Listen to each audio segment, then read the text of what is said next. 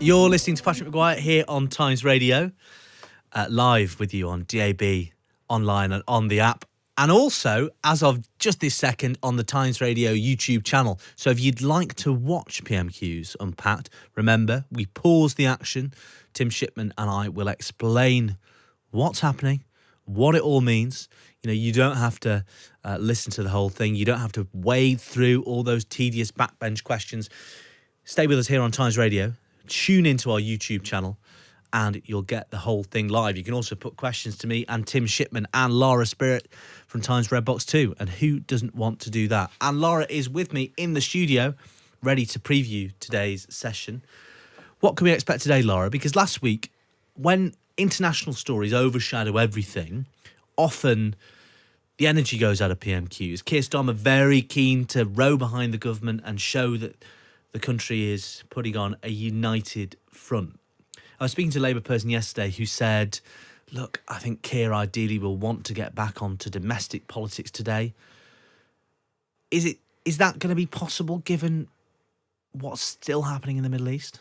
Well, it was interesting last week. Matt mentioned the fact that David Cameron, in previous years when there'd been international conflict, had split his questions on occasion. So you don't necessarily have to ask all of your questions on a single issue. But I think focusing solely on this issue in last week's Prime Minister's questions did give Keir Starmer the appearance of, I would say, more of a statesman-like appearance than he's had so far. I don't know what you thought. But there was certainly a sense that in asking those questions of Rishi Sunak, especially when there isn't a huge amount of division, and he himself was, of course, appealing for the House to strive to speak with one voice on the issue. Of course, some of his backbenchers feel slightly differently, but with regard to him and Rishi Sunak on this, there didn't appear to be much difference between them on the approach to, Israel and its right to defend itself in their view. Now, whether or not events in recent days with regard to his own MPs mean that he might take a slightly different line,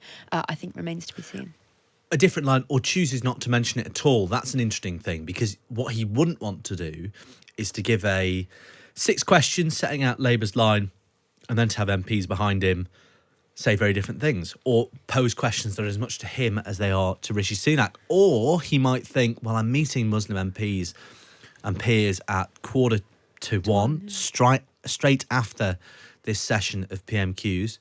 So maybe I'm best served showing them that our line on this is evolving. You know, there are arguments for mentioning it, for not mentioning it, for shifting the line, for not shifting the line. It's very difficult. It's a big test of judgment for Keir Starmer. It is, and I would say that although it was subtle, there was a slight difference or a slight evolution in the line that Keir Starmer took when the House debated this issue this week, as opposed to Prime Minister's questions last week. There was a particular emphasis on not just hoping that Israel acts within international law and saying that is a key part of Labour's position on the issue, but Starmer did go slightly further in setting out some of the contours of where he thought that line might be. Now, he hasn't yet gone as far as his Scottish Labour leader, who has explicitly now said accused Israel of war crimes, Anna Sawa, overnight.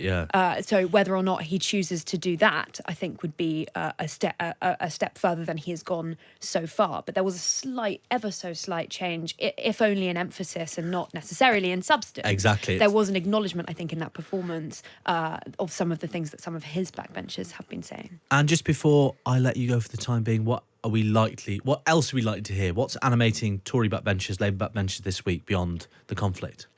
Tory backbenchers, I think this week particularly animated, as we've seen in the debate over no-fault evictions. That could come up. Obviously, we had that historic double by-election defeat last week, which has made some Conservative MPs quite nervous. But those Conservative MPs I've spoken to about it don't feel in the mood to be standing up and asking disobliging questions about Rishi Sunak so far. And I would say that they've left them in a state of some of them at least, in a state of more kind of abject resignation than it has any desire to actively stand up and disavow their Prime Minister publicly in Prime Minister's questions today. So I'd be surprised if you heard anything that fiery from them. Yeah, and let's see if we hear from Alistair Stratton or Sarah Edwards, the 2 new Labour MPs. Lara Spirit, you'll be back in a little while here on Times Radio and on the Times Radio YouTube channel. Do tune in if you want to see us pause the action with PMQs Unpacked. But before then, we're talking science. Over the last 10 years, the UK has fallen significantly in an international index ranking academic freedom. And so early this year,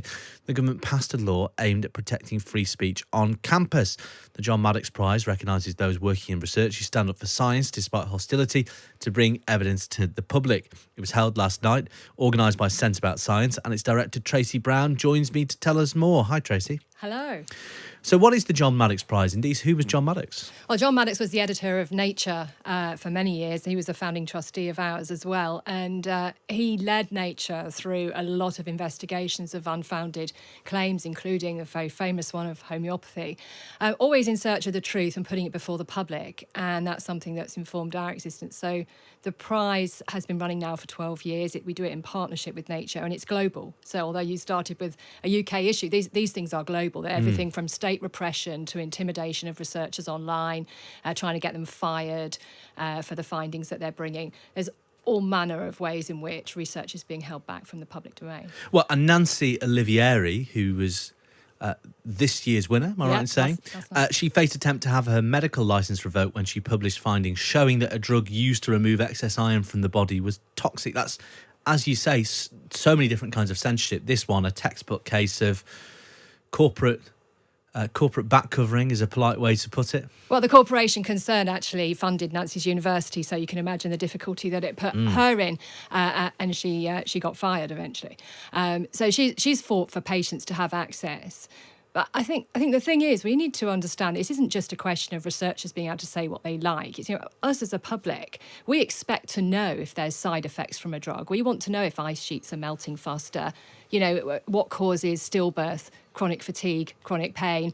We want to know, how satellites work and how to get rid of toxic waste from nuclear plants. If we want to know those things, we need to create that space in our society where the people doing the research, often humble researchers who are not, great debaters, want to bring that forward and discuss it. And we have to do that, even if it's findings we don't like. Well, Nancy Olivieri joins us now, delighted to say. Morning, Nancy. Good morning. How are you? Great to hear from you. I mean, congratulations on winning the prize. I imagine it's slightly bittersweet given the circumstances. We've already heard about your experience from Tracy, but tell us what happened to you. Well, briefly, I was conducting a trial. In fact, it was originally an investigator-driven trial, but I needed to get pharma money, according to the regulators. So I engaged a drug company laterally to contribute. But when the trial results began to show that the drug was possibly not as effective or safe as we thought it would be, the company in question said, you will be served with all legal remedies if you tell patients, parents, regulatory agencies, or the scientific community, which doesn't leave a lot of other people not to tell. And we published anyway, and thereby began 18 years of litigation. We were in and out of the courts and in arbitration and mediation. And the issue, as Tracy has highlighted, is it's not just pharma, it's the collaboration and collusion of academics with industry, university presidents, university deans, university departments, hospital CEOs. These people have an interest in keeping inconvenient findings. What I didn't say was that some were led to speculate that the reason that the hospital administrations and university administrations took an unfavorable view of me was that they were expecting the largest donation in the history of the university, with millions promised to affiliated hospitals, including my own. And so what followed was a series of attacks and harassment and bullying and firing, as Tracy has said. And, as you pointed out, the attempt to revoke someone's medical license kind of puts them in a corner for life. It didn't work in my case. It has worked in others. And it's the ultimate avenue to bullying. And so what happens now? Where do you go now? Well, I'm still working. I work mainly in emerging countries with the same disease, thalassemia. I'm writing a book, which is about 200,000 words over limit, because it's so long on what happened it's really been 27 years. You see, it's been a long, long case. There's been a coda to it in that the drug was administered recently in an while it was unlicensed, and it caused great harm. So we recently reported that paper.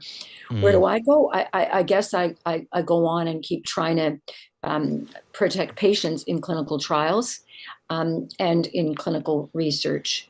And but really the important point is how do we prevent somebody from having to stand up and endure this for 20 years, as many have. I wasn't alone, but there have been many cases like this. Well, let's ask Catherine Fletcher, who's a Conservative MP on the Science, Technology and Innovation Committee. She was listening to that.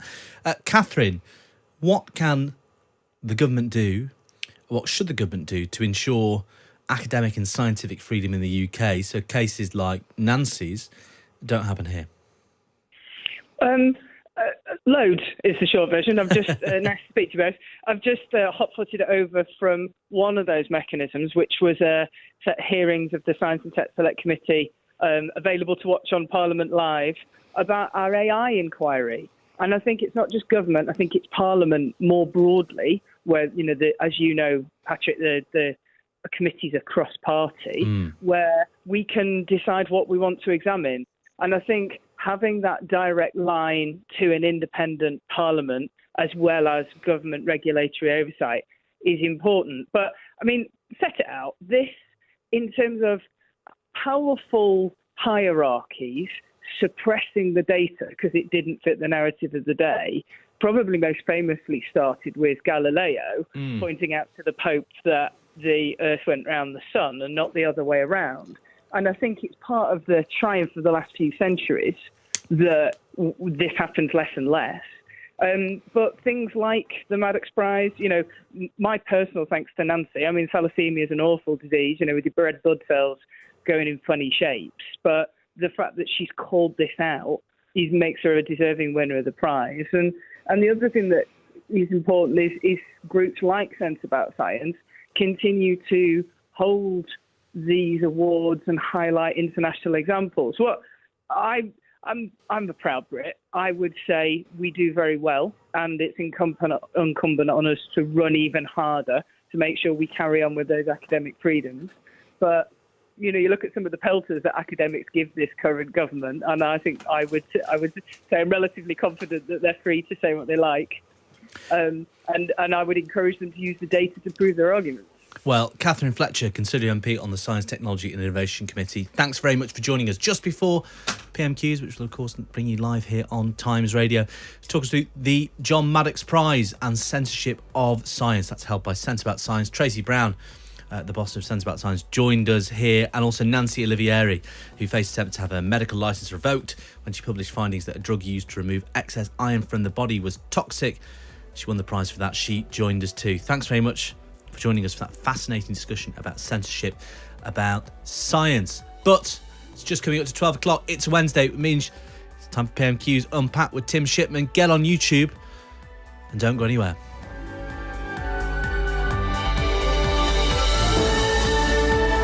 Across the UK, on DAB, online and on your smart speaker.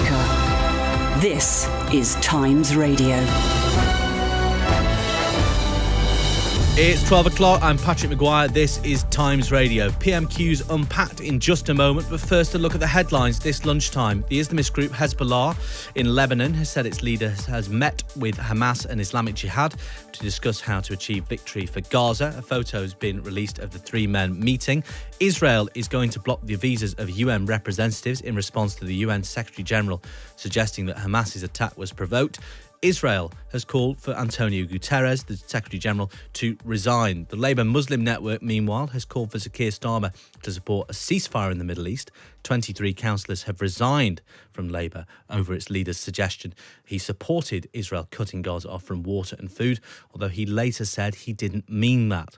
A police officer has just been jailed for at least 12 years for abusing more than 200 young girls. A judge found Lewis Edwards got sadistic enjoyment from forcing girls to send him pictures and videos on Snapchat. His victims were aged between 10 and 16. And a former parliamentary aide has claimed that abuse by the Conservative MP Peter Bone left him a broken shell of a young man he once was. Mr Bone faced a vote by MPs today on whether he should be suspended from the House of Commons over bullying and sexual misconduct, which he denies. The Tories stripped him of the whip last week. There'll be more news in an hour, but now live on Times Radio and the Times Radio YouTube channel, it's time for this. PMQs Unpacked on Times Radio. Unpacking the politics and cutting through the crossfire. Order, order. I call Patrick Maguire and Tim Shipman. Tim Shipman joins me in the studio now. Nice to see you, Tim. How are you? Patrick? I'm very well, yeah. It's funny PMQs this week, isn't it? Well, not funny. The news is anything but funny. It's a tricky one for both leaders to judge, given the events in the Middle East overshadowing everything. That's right. And last week while it was sort of emotional and difficult at one level, it was kind of easy politically. They both just needed to sound grave and serious and statesmanlike. You've got a bit of politics creeping in now. Particularly in Labour. And, that makes it more... It would be quite difficult for Starmer to go through PMQs without talking about the Middle East, but he arguably now has more trouble on it than Sunak does, because he's got a bunch of his own MPs kicking off in the background. And, as we heard on the news, councillors resigning and there are still Labour MPs with tweets up accusing Israel of attacking the hospital last week, which most Western intelligence agencies say is not what happened. And Starmer has tried to hold a sort of pretty supportive line on Israel, and that is always going to cause trouble in Labour ranks. So it would be odd if he didn't do some of that, but he's got to tread carefully. And then we're still waiting for the first proper ding-dong since the conference recess on the actual sort of raw politics of the situation. And the fact that it's Rishi Sunak's kind of anniversary as Prime Minister gives an opportunity, I would have thought, to split this into a game in two halves, where we do some Middle East and then we do some raw politics. Yeah, I was speaking to senior Labour people yesterday who are very keen to land, as you say, those sorts of messages about Rishi Sunak's achievements or lack thereof in his first year. I do wonder whether the tension's rising overnight in the Labour ranks, and the fact that Starmer is going to go straight from this session of PMQs to a meeting with his Muslim MPs is maybe going to spook him, make him stay his hand. You do wonder whether or alternatively, he could use this as a testing ground for a new, slightly more nuanced message on the conflict. Who knows? Let's see. Or he lays out a pretty defiant position and then goes and defends it at his meeting. It's going to be a tricky time for him. And how tricky do you think it could be for him? Well, I saw Starmer and some of his senior aides a week or so ago, and you could see even sort of quite early on in this process that they were concerned, and there was lots of muttering about this is more difficult for the left than for the right. The right can reflexively support Israel for the most part and feel good about it. Starmer kind of knows that because of the history with Jeremy Corbyn, he has to, have at the very worst a balanced position. And frankly, when Hamas are going in and killing children, it's quite difficult not to say that give Israel a reasonable amount of leeway in responding to Hamas.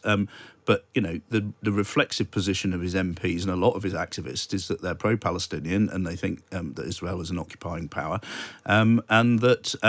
this is something that it's one of those things where emotions run high, and it's sort of the problems are bigger than they kind of really are because everything gets very het up at moments like this.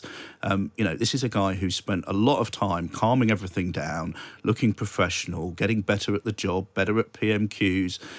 They can see victory sort of just over the horizon. They can taste it. And then all of a sudden, Richard Bergen and John McDonnell are getting up from the backbenches. And what do the Tories want to do in that election campaign? They want to say, this Starmer bloke sounds really boring, but really he's secretly a bit more of a lefty than he likes to make out. And all those people behind him, the second he gets in, will have the whip hand, particularly if it's a small majority. As you say... Bergen, McDonnell, the sort of the old Labour hard left will be popping up and, will be able to cause him difficulties, and that will potentially cause the country difficulties. And, Starmer knows that, the same as you and I do. And so, he has to try and calibrate a conversation with his own party, but also with the country at the same time, and show that he's the kind of statesman-like figure that he wants to make out. Well, let's see how he calibrates it now. Keir Starmer asking his first question of Rishi Sunak. We're live, PMQs Unpacked on Times Radio on YouTube. Hello to all of you watching there. Let's take Keir Starmer's first question. Can I join the Prime Minister in his comments about all those affected by these storms?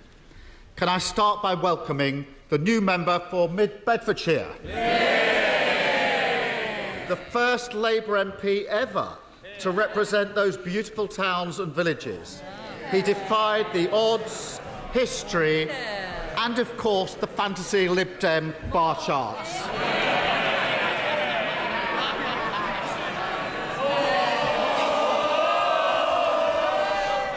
Can I also welcome the new member for Tamworth? She will be a powerful representative for her constituents.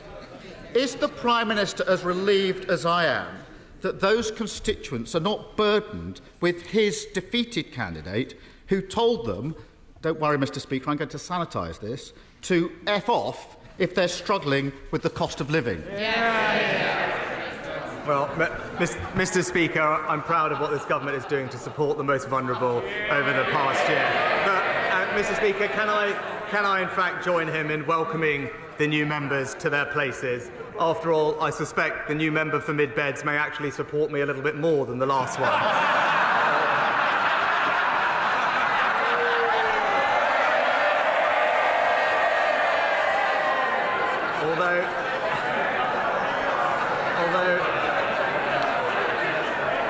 Although I did notice that the new member said that they will be opposing new housing in their local area, while the new member for Tamworth claimed that they will protect green spaces. I would urge them to have a word with their leader, because that's not exactly his position, Mr. Speaker. Although, with his track record of U-turns, who knows what his housing policy will be next week?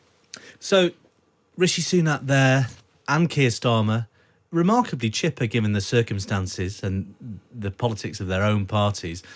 Keir Starmer, a real confidence player in situations like these, delighted to welcome Alistair Strathern and Sarah Edwards, sat just behind him on the second row. There you go. That's why they pay you big bucks. You know their names already. It's all up there, Tim. It's all up there. They were sat just behind him there. A couple of cracks at Nadine Dorries and the Liberal Democrats. Rishi Sunak seen the funny side, though, remarkably. Yeah, no, I mean, they've decided to do some politics, and I guess that will probably entertain us more. Interesting bits there from Starmer's question, talking about the beautiful villages. That says, I'm a bloke who's been there. I helped win these seats as well. Having a pop at the Lib Dems, not necessary, but always entertaining for most people on both sides of the House. And, there was a big dogfight there, as we know, about who was really in second place and who was the real challenger.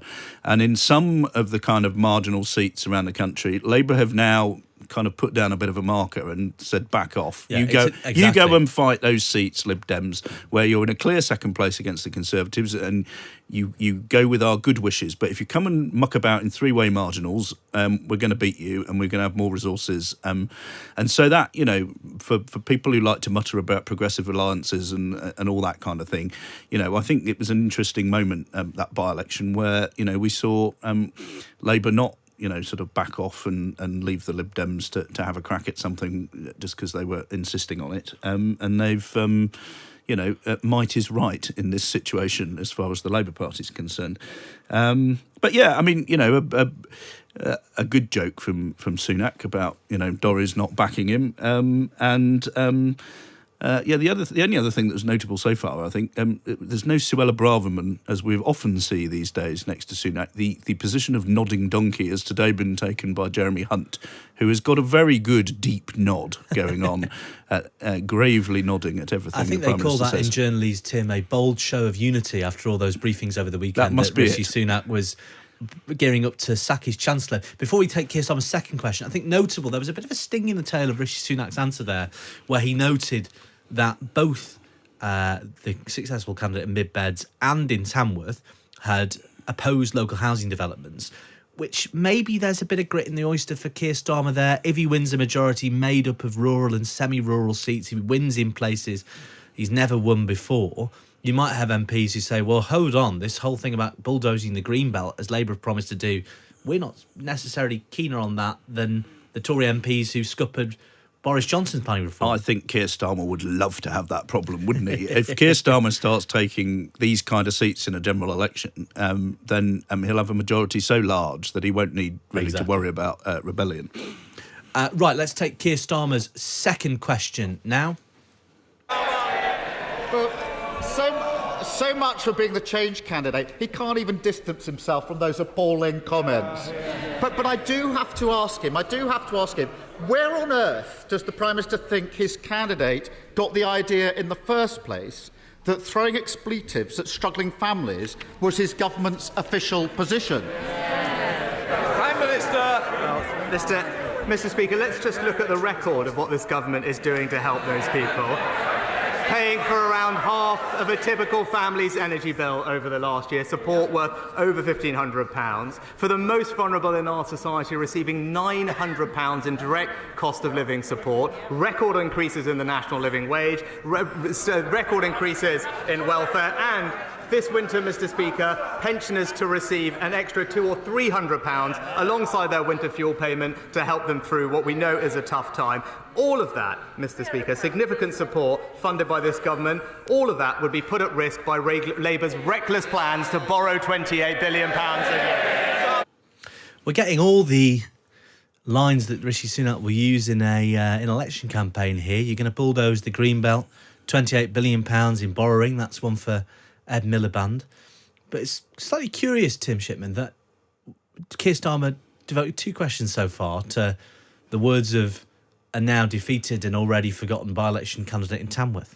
Yeah, and the second question, I mean, the first one I thought worked fine. The second one was odd because he didn't put Sunak on the spot about anything really specific. I mean, maybe we'll hear what the payoff is coming in question 3, but yeah, as you say, a bloke no one's ever heard of who is not going to be in the House of Commons, making some random stray comment. It's not as if the Chancellor of the Exchequer's been caught on a tape talking to Tory donors in those terms. I'm sure Labour's attack unit are saving that one for the election campaign. Well, if they have such an item, they would be well advised to do so.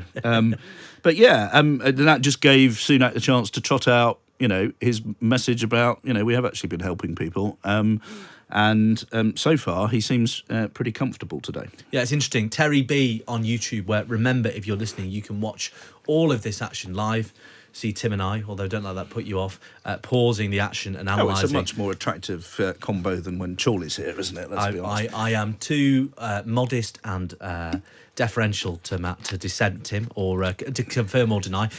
Terry B says, move on, Starmer. We all know about the F-word gaff. That's Andrew Cooper, the vanquished Tory candidate in Tamworth, who said people should F off if they couldn't afford to feed their families, or words to that effect.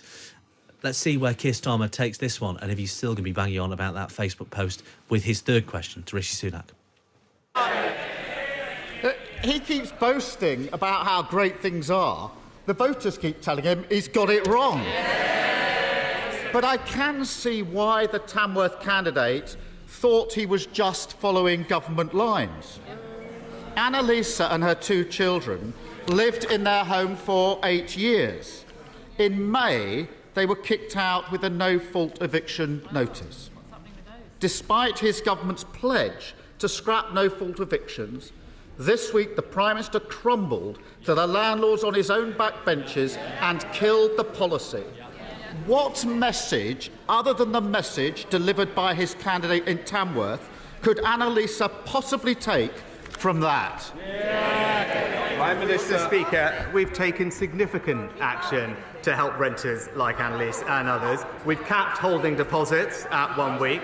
We've protected tenants from rip-off tenancy fees, delivered almost 500,000 affordable homes for rent, and halved the number of percentage of substandard homes in the private rented sector, and strengthened local authority enforcement powers, because this government is delivering for renters. But we are also, Mr. Speaker, trying to ensure the new generation can buy their own home. So perhaps he can explain to Annalisa and thousands and millions of others why, when we brought forward plans to unlock 100,000 new homes, he stood in the way of that.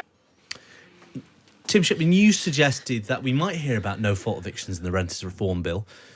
Not sure I was expecting to hear about it from Keir Starmer, though. No, I mean, what can you say? I mean, this is sort of question 3. I mean, we knew he was building up to try and make some kind of logical leap. I think it was a pretty tortuous leap into this terrain.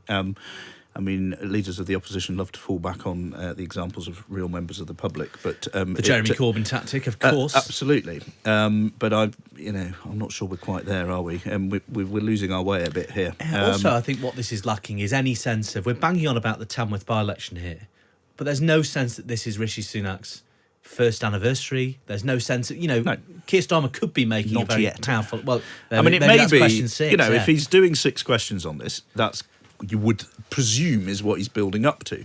But at the moment, it began quite well, and the second question was sort of a bit meh, and we're now really losing our way, I think.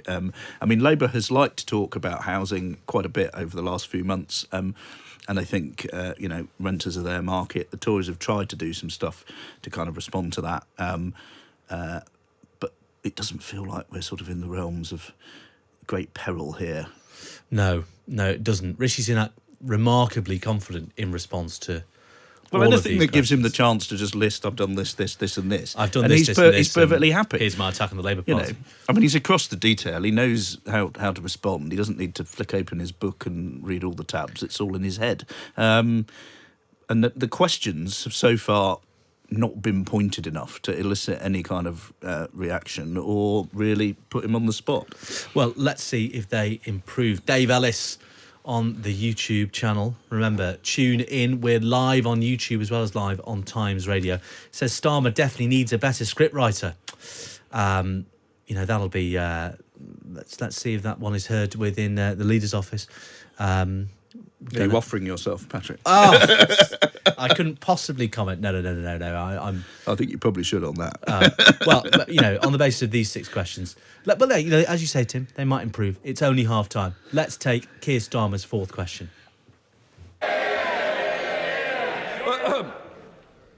Just to say, it's Prime Minister's questions, not opposition questions. I wondered if we were going to get that from Lindsay. Sorry, Prime Minister, it is Prime Minister's questions. I don't need you nodding against my decision. Yes. Well, I'm sure Annalise and her children who've now been evicted will take great comfort from that non-answer. Emma and her teenage son saw their mortgage go up by more than a quarter. Well, they may think this is funny. This is real life. After 16 years of dutifully paying their mortgage, for the first time she's having to choose between new shoes for her son and putting the heating on. All because his party crashed the economy, pushing mortgage rates to their highest levels in decades. He says ignore all that. Ignore the fact that the guilty men and women responsible are standing again as his candidates and still setting his policy. Can he not see why Emma might think that his party is telling them exactly where to go? Mr. Speaker, he keeps talking about the mini-budget. I won't ask him a question, Mr. Speaker, but I will just point out he did actually support 95% of the things in that mini-budget, which I didn't, Mr. Speaker. But again, he's had a whole summer to get on top of the details. He's still ignoring the fact that rising interest rates are a global challenge. They are at their highest level in America and Europe for more than 20 or 30 years. Mortgage rates have doubled in America, trebled in Europe. Now, what we do want to do to help mortgage holders is ensure that they can use the mortgage charter that we've agreed with the banks. And thanks to the steps that we've taken, someone with a £200,000 property with about £100,000 left on their mortgage could save over £350 a month and lock in a new deal 6 months before theirs ended, and repossessions will be prohibited for 12 months from the first missed payment. He might have missed that policy is twice as generous as Labour's. Rishi Sunak giving as good as he's getting here. Oh, I'm probably a bit better, I would say, to be honest. I mean, that was, again, it felt like quite a weak question that got a slightly stronger reply. And interesting there that in his conference speech, when Rishi Sunak wanted to sort of pivot against the Conservative Party, it was David Cameron he was kind of pushing against, to the consternation and rage of Cameron and Osborne and all that crowd. He's been kind of a bit reluctant to sort of really push back on Liz Truss and the mini-budget. and which most Conservatives behind the scenes, they'll say Boris Johnson was a mess, and but most of his problems were him, the way he was behaving, the stuff he was doing, and when he went, there was a way of kind of moving on. The Liz Truss mini budget and the 6-week disaster that was for the Tories is what really kind of caused the polls to start to plummet, and that's what was probably the last straw for a lot of voters. And he looks there like he's prepared to start to sort of bash her a bit on it. I didn't support. You supported more of her budget than I did. He's saying, which is something we will have had the same conversations with Labour strategists, where they say, "What's the one?" You ask them, "What's the one thing you fear?" Because it's difficult to sort of point at anything given the poll lead, and they always consistently say, "We fear Rishi Sunak finally growing a backbone and saying Liz Truss was a disaster. Yeah. I am not Liz Truss. I am opposed to her values," just as Keir Starmer's done with Jeremy Corbyn. And he's got a legitimate position to make that argument. He opposed her for the leadership. He said everything was going to be a disaster. It's hard to suggest that he wasn't right about that. Now, nobody in politics likes someone saying, "I told you so," particularly. But on this, as a sort of act of self-preservation, it has surprised me greatly that Sunak hasn't done more of that over the last year. And that was, from that point of view, quite an interesting answer. And also, slightly more robustly than usual, making the argument about global problems. Now, that's a two-edged sword for the Tories, because if you say everything's down to global issues, you then maybe don't get the credit when things start to get better. But it's certainly a legitimate argument to say that the leader of every Western nation is grappling with some of the same kind of issues that he is. You're listening to PMQs Unpacked here on Times Radio with me, Patrick Maguire, and Tim Shipman. Remember, we're live on YouTube. Lots of good comments coming in from you on YouTube. Tom Finucane says, very poor from Starmer. The problem with mortgages is not interest rates, but the price of properties. Who has been in power whilst property prices have increased by 200%? And John Michael White says, if he says his own party are a disaster, he's saying his own party can't be trusted in government. This would be a disastrous message. It's the only message he has left, I think, John. And Terry B, the weakest PMQs I've ever had the misfortune to listen to. No one in the country's in such a mess. Thank the Lord for Patrick and Tim. We can all get behind that. Hear, hear. Thank you very much, Terry. Right, let's head back to the Commons It's chamber. probably just as well we're not running the country, but yeah. Not yet. When they give us our peerages, Tim, that's when the fight back starts. Right, let's head back to the Commons chamber for Keir Starmer's next question. Absolutely tone deaf in every cafe, pub and supermarket in Britain having the same conversation. We can't afford that. Put it back on the shelf. Yeah. It's too expensive. He is completely oblivious, just patting himself on the back. Yes. Emily and Jamie have worked hard and saving for years to buy their own home. They were nearly there last year. But he scrapped house building targets because his backbenchers pushed him around. House building has fallen off a cliff, shattering the simple dream of home ownership for people like Emily and Jamie. Can the Prime Minister now see that actually his candidate in Tamworth was just loyally following the party line? Prime Minister.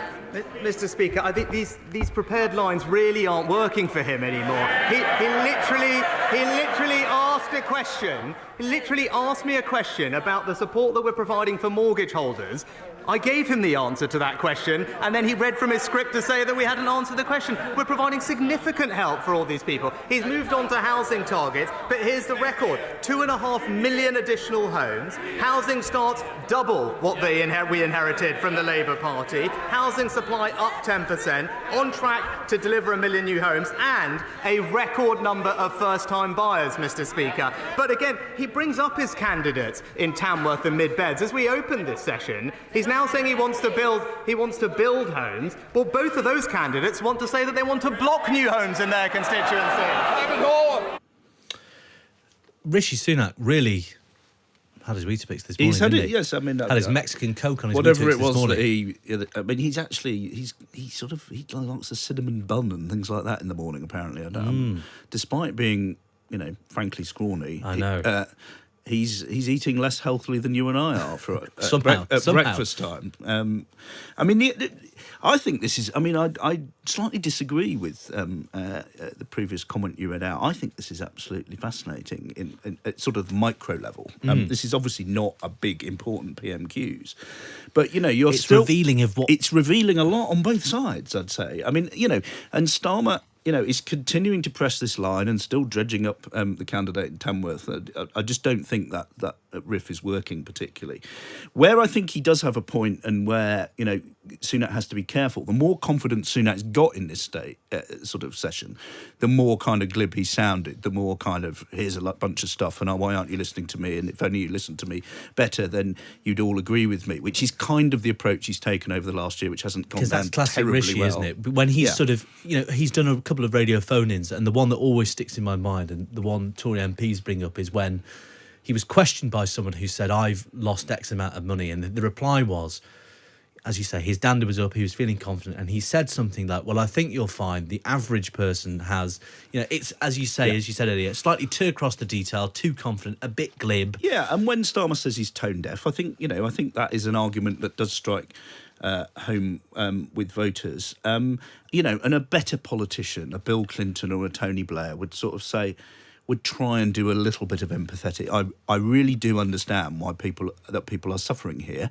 and that is why we've done X, Y, and Z, and that is why what we need to do next is this, and that's where you get the sort of future that we're promising. And Sunak's a bit too good at these are all the things we've done without really connecting them to people's lives or sounding like he cares or setting out a path for the future, which is kind of what he really needs to do at the moment. So while that was sort of, I think, to me, Sunak is clearly sort of edging this at the moment. There were the sort of slight signs of overconfidence in that question and answer that point to some of the problems that he's got. But the other, the response on housing does show that this is a problem for Labour as well. And he's talking about Sunak scrapping house building targets, and his backbenchers pushed him around. Well, the Labour front bench was about to support the measure to build 100,000 new homes and scrap this environmental measure.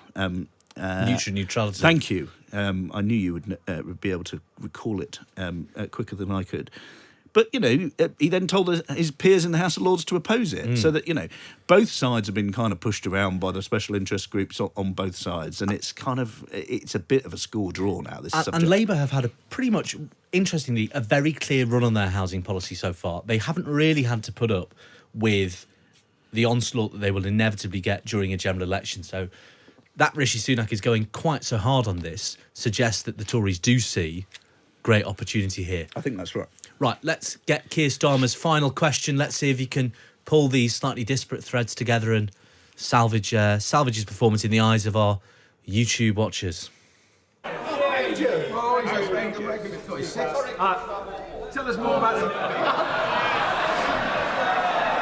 Thank you, Mr. Speaker. Mr. Speaker, across our country, the British people are rolling up their sleeves and getting on with it, doing their best in the face of a punishing cost of living crisis and a government that has abandoned them. Abandoned renters at risk of being kicked out. Abandoned mortgage payers struggling to make ends meet. Abandoned those who dream of owning their own house. The truth is, his candidate in Tamworth summed up perfectly just how his and his Tories are treating the British public.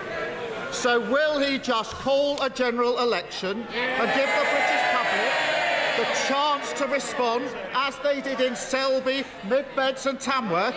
They've heard the government telling them to F off, and they want the chance to return the compliment. Mr. Speaker. Prime Minister. Mr. Speaker, look, as we saw with his recent decisions on actually building new houses, politicians like him always take the easy way out, Mr. Speaker, whereas we're getting on making the right long-term decisions to change this country for the better on net zero, on HS2, on a smoke-free generation, on education and energy security. Contrast that to his leadership. Too cautious to say anything and hope that nobody notices, Mr. Speaker. Let me tell him, come that general election, the British people will. Striking to hear Keir Starmer ask for a general election tomorrow. I mean, my understanding is Labour aren't quite as ready to fight an election right now as they might make out. But it's a sign of his confidence that he's now prepared to throw his radar around and say that. I suppose it's an easy call to make if you think the Prime Minister is not going to call an election. Yeah, I mean, the people at the top of Labour I was speaking to about a month ago seemed to think that Sunak was going to be canny and go for it in May. Yeah. I think they now think that he's sort of going to cling on for as long as possible. And while they think that on balance, Sunak won't have been able to turn things around, the longer it goes, the more there is that slight sort of lingering fear at the back of their minds that something just happens that makes life different. And, that's to a degree how they see this events in the Middle East as, a bit of a curveball that's come out of the blue and presented them with some difficulties. But I mean, look, we normally commend Starmer when he links his questions together with a theme and brings them to a sort of ties them up with a bow at the end. I think we probably agree that the F-off theme has not really triumphed today. I was struck also by Sunak saying, he wouldn't take the easy way out. Well, the easy way out for Sunak would be to call an election, as what a member of his front bench said to me over the weekend. That would be suicide by electorate, should he wish to take it at this point. So obviously he's not going to. But again, we saw a big picture argument again at the end there from Sunak on, painting Starmer as a guy who's just trying to sort of reverse his way into Downing Street, doesn't want to say too much. Saying exactly what people want to hear, small target, etc. And any leader of the opposition who's worth their salt and this close to an election win is going to be a bit cautious and is going to, be worried about making mistakes. But in the rich heat of an election, I think we will learn quite a lot about these guys, and I think we get that a little bit of insight this Wednesday. I mean, I said last week that I thought that was Starmer's finest performance at PMQs that I'd ever seen. I would rank today's back with some of those ones that he did right at the start of his leadership, which I just didn't think it was particularly effective. And Sunak will go away feeling like he's done more than survive, and buys himself a little bit of space with his own team as well. Well, the commenters on Times Radio's YouTube channel, I say, broadly agree with us that this has been quite underwhelming. Particularly the viewer who said watching the neighbour's cat cleaning itself out the window infinitely more entertaining than these questions today. Have to say, we were talking earlier about Rishi Sunak's tone. A lot of complaints to that effect. Arizona Bay 15, Mr. Speaker, if there's a cost of living crisis, how can I still afford chocolate hobnobs, is how one person states Rishi Sunak's message. Also says, we're all doing brilliantly. You should all be more grateful, is the worst possible line from Rishi Sunak, says John. So our audience are a little bit divided on these questions, although they did run a poll on YouTube, Tim. Who would make the better Prime Minister? Patrick or Tim? I have to say it's a Maguire landslide, 53%. It's not a landslide, but it's a decisive victory, 53% to 46%. That sounds very like a referendum result to me. More, slightly more like Scotland than Brexit. Arguably, yeah, it settled the question for a generation.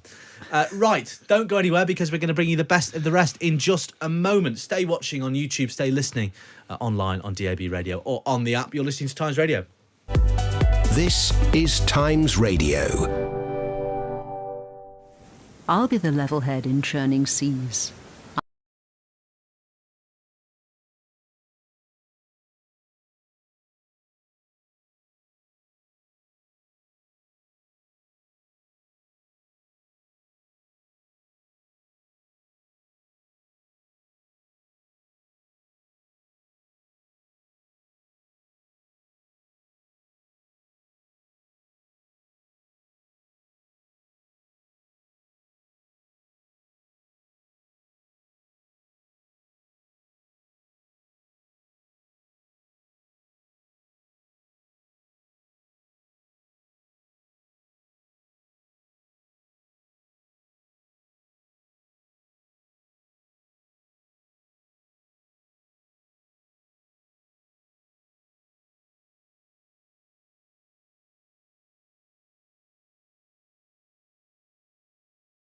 Online and on your smart speaker.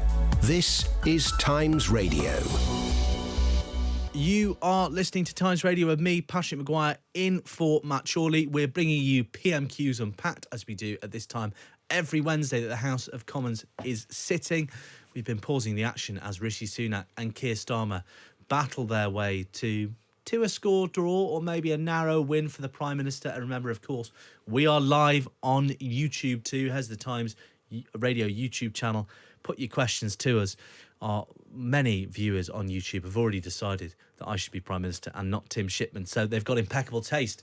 Go and join. I mean, I've got no idea whether you'd be any good, but I'm quite certain I wouldn't be. So that seems like the right judgment to me. It's like 2019. People are just picking their least favourite candidate, or they're the least worst candidate. Anyway, let's take a look at some of the other exchanges at PMQs. Lara Spirit, Times Red Box editor, is here with the best of the rest. How are you, Lara? I'm good, thank you. How are you? Fantastic. Sounds like you've been having a serious time.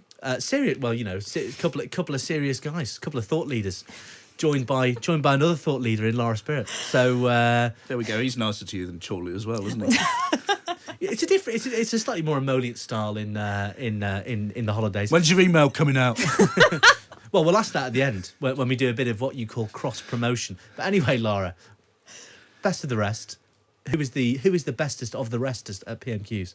So in for Stephen Flynn today from the SNP is Mari Black. Unsurprisingly, she asks about the government's position on Israel. Of course, we've heard a lot from SNP politicians in recent days about their calls for a ceasefire. I think it's worth playing both of her answers in full, just because, as you predicted, it didn't come up in the main exchange between Keir Starmer and Rishi Sunak, and this forms the body of what we heard basically from Rishi Sunak on this today, including, I think, quite an interesting call on a specific pause distinct from a ceasefire that the Prime Minister says was discussed with the UN. So take a listen to these.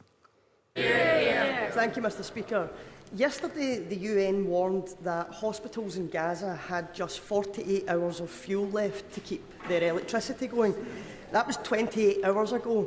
The electricity runs out tonight.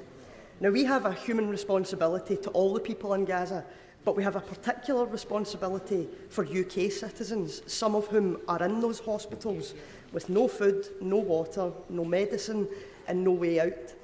So I want to ask the Prime Minister, how much worse does the situation have to get before he will join us in calls for a humanitarian ceasefire? Mr. Speaker, from the start, we have said that the first and most important principle is that Israel has the right to defend itself under international law. Our support for that position is absolute and unchanged. But from the start, we have also said that we do want British nationals to be able to leave Gaza, and that we want hostages to be released and for humanitarian aid to get in. And we recognise that for all of that to happen, there has to be a safer environment, which of course necessitates specific pauses as distinct from a ceasefire. And we discussed this with partners yesterday evening at the United Nations. And we have also been consistently clear that everything must be done to protect civilians in line with international law and continue getting more aid flowing into Gaza. Murray Black. Mr. Speaker, the growing calls for a ceasefire is also about calming the situation in the broader region, especially the West Bank. UNICEF has reported over 2,000 fatalities and over 5,000 injured children since the conflict began due to unrelenting attacks. If we ignore this, we risk pouring petrol on a fire in a place that only requires a spark to ignite. Can the Prime Minister understand that joining calls for a ceasefire is now the best and maybe the only way to stop this conflict escalating beyond all control? Mr. Speaker, we do have to remember that Israel has suffered a shockingly brutal terrorist attack. Hamas is responsible for this conflict and has the right to protect itself in line with international law. As the UN Charter makes clear, we will continue to urge the Israelis to follow international law, whilst we also have to remember that Hamas cruelly embeds itself in civilian populations. But we are doing everything we can to get aid into the region. I'm pleased to say an RAF flight left the UK this morning for Egypt carrying 21 tonnes of aid for Gaza. The relief supplies include over 75,000 medical kits, solar lights, water filters, for families and warehousing equipment. Our team are on the ground ready to receive. We will continue to do everything we can to increase the flow of aid, including fuel, into Gaza. Tim, a question that is almost trickier for the Labour Party than it is the government. Rishi Sunak has a line. He is very fluent in stating it, but you're seeing there almost a retro feel to politics. You know, a Labour leader struggling to unite his party, the SNP outflanking them to their left. You know, quite tricky. Yeah, it's all very 2017, isn't it, really? But I mean, again, Sunak sounding pretty fluent and reasonably sort of, he knows where he's coming from on this. But, you know, this mood is going to rise and continue. You know, the kind of questions that he's getting are the kind of questions that he was inevitably going to get 2 or 3 weeks into this. And, you know, most people in the government I speak to don't think this situation is going to be resolved for several months at the earliest. And so that sense that things are not great over there and that Israel's not sort of responding in the way that people find palatable, you know, at the moment, the Prime Minister is on reasonably solid ground, I think, in terms of the polls, that talking about brutally shocking terrorist attacks is fine. There will come a moment when this moves from the House of Commons and the odd protest in the streets to being something that the public is sort of weary of and wants to go away and get off their screens, and you know, that line may not work so well. You know, the sort of sympathy for the underdog, which is pretty prevalent in Britain, will begin to come through, and it will come through on the spears of, you know, people like the SNP and the Labour left who always want to push that agenda. So at the moment, it's not really a problem for Sunak, and as you say, I mean, there's a very good reason, as we spoke about at the top of the show, that why Starmer didn't feel able to bring this up today. Yeah. It's because the meeting he's about to have with Labour MPs and peers on this very issue. Lara, who's next? We are going to Lillian Greenwood, the Labour MP. She asked a question about the COVID inquiry, which is, of course, ongoing. We haven't spoken about it, I think, during PMQs on this show for quite some time, but it regards Rishi Sunak's personal views on mobile phones and the disclosure of their messages. Mr. Speaker, it's important that the COVID inquiry has all the relevant documents. That's what the public, including thousands of bereaved families, expect and deserve. But despite being a self-described tech bro, the Prime Minister has been unable to locate and provide his WhatsApp messages to the inquiry. Does he agree that devices should be handed over to experts to retrieve this information? Mr. Speaker, both the government and I have fully cooperated to provide tens of thousands of documents to the COVID inquiry, and I look forward to giving evidence later this year. Laura, shades of Rebecca Vardy about the Prime Minister's response to why exactly he can't give his phone to the COVID inquiry, but also a reminder there from Lillian Greenwood, the Labour MP, that this inquiry, as it rumbles on, as people's texts are read out under oath and put on the record, could well haunt the government for a very long time. But also, when key ministers are giving testimony, it's going to eat up a huge amount of their time as well. Yeah, I mean, it won't be in the next few weeks eating up the time of Simon Case, of course, the Cabinet Secretary who is on medical leave, was due to be giving evidence over the next few weeks. But you're right, and I think the wider question that we have spoken about before, but that I think will come up repeatedly still, is the extent to which personal WhatsApp communications, when they are exchanged between key government figures, count as business that should be revealed to inquiries. Of course, we've seen a long-running dispute about that. And I think Rishi Sunak's remarks today, quite an interesting development in that sense. And as you say, the COVID inquiry will go on for much, much longer. Well, thank you very much, Lara Spirit, Times Red Box editor. Remember, if you are a Times subscriber, and if you're not, you should be, no better reason to get online and get yourself a digital subscription now, because not only can you get Lara's Redbox morning briefing on everything that's happening in Westminster in your inbox every day, you can also get her special PMQs Unpacked email. What time's that, Lara? Thank you so much for asking, Tim. I'm really grateful for the question.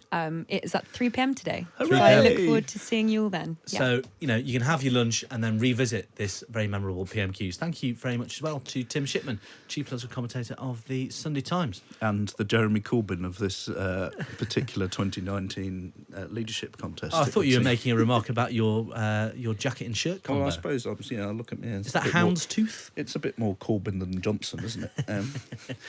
Right, we are hurtling towards the end of the show, and we do have a lot to get through, as much as it's a pleasure to talk to you both. So don't go anywhere if you're listening. Thanks for watching on the YouTube. Thanks for all your comment. And we will be bringing you a great political counterfactual in just a moment. Off Air, the podcast with Jane Garvey and Fee Glover. Every Monday to Thursday, Jane and Fee keep the microphones on